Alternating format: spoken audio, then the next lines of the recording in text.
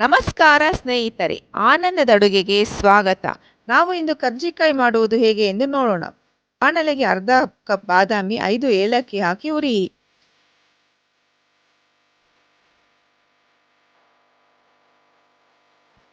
ಕಾಲು cup ಗೋಡಂಬಿಯನ್ನು ಹಾಕಿ fry ಮಾಡಿ.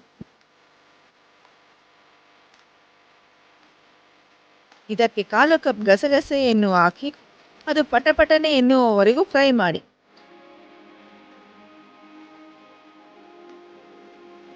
1.5 cup ಕೊಬ್ಬರಿ ತುರಿಯನ್ನು ಹಾಕಿ fry ಮಾಡಿ. ಸ್ಟವ್ ಆಫ್ ಮಾಡಿ ತಣ್ಣಗಾಗಲು ಬಿಡಿ. ತಣ್ಣಗಾಗಿರುವುದನ್ನು ಮಿಕ್ಸಿ ಜಾರಿಗೆ ಹಾಕಿ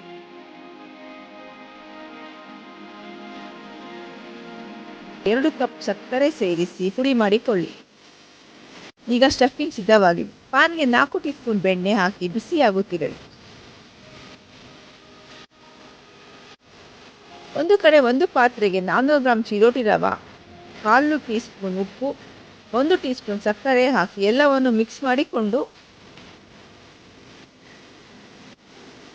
ಬಿಸಿಯಾಗಿರುವ ಬೆಣ್ಣೆಯನ್ನು ಹಾಕಿ.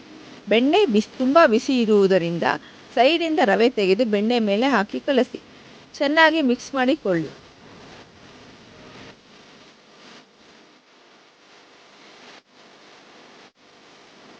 ಅದನ್ನು ಉಂಡೆ ಕಟ್ಟಿದರೆ ಅದು ಒಡೆಯಬಾರದು.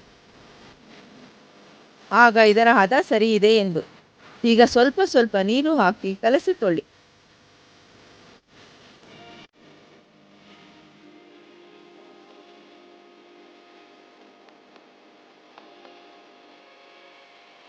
ಚಪಾತಿ ಹಿಟ್ಟಿಗಿಂತ ಸ್ವಲ್ಪ ಗಟ್ಟಿ ಇರಲಿ.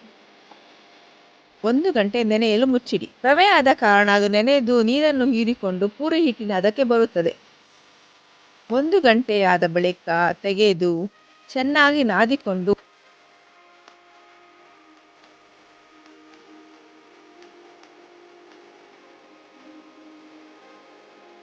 ಉಂಡೆ ಮಾಡಿಕೊಳ್ಳಿ.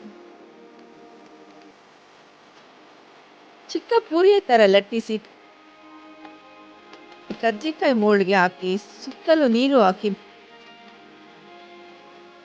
ಮಧ್ಯೆ 1 ಟೀ ಸ್ಪೂನ್ ಸ್ಟಫಿಂಗ್ ತುಂಬಿಸಿ ಮೋಲ್ಡ್ ಕ್ಲೋಸ್ ಮಾಡಿ ಎಕ್ಸ್ಟ್ರಾ ಬಂದಿರುವ ಹಿಟ್ಟನ್ನು ತೆಗೆಯಿರಿ. ಮೋಲ್ಡಿಂದ ತೆಗೆದು ಎಣ್ಣೆಗೆ ಬಿಡಿ. ಒಂದು ಸರಿ 5-6 ಹಾಕಿ ಲೋ ಫ್ಲೇಮ್ನಲ್ಲಿ ಲೈಟ್ ಗೋಲ್ಡನ್ ಕಲರ್ ಬರುವವರೆಗೂ ಕರೆದರೆ ರುಚಿಯಾದ ಕರ್ಜಿಕಾಯಿ ಸಿದ್ಧವಾಗುತ್ತದೆ. ಈ ವಿಡಿಯೋ ನಿಮಗೆ ಇಷ್ಟವಾದರೆ ಲೈಕ್, ಕಮೆಂಟ್, ಶೇರ್ ಹಾಗೂ ನಮ್ಮ ಚಾನಲ್ಗೆ ಸಬ್ಸ್ಕ್ರೈಬ್ ಮಾಡಿ.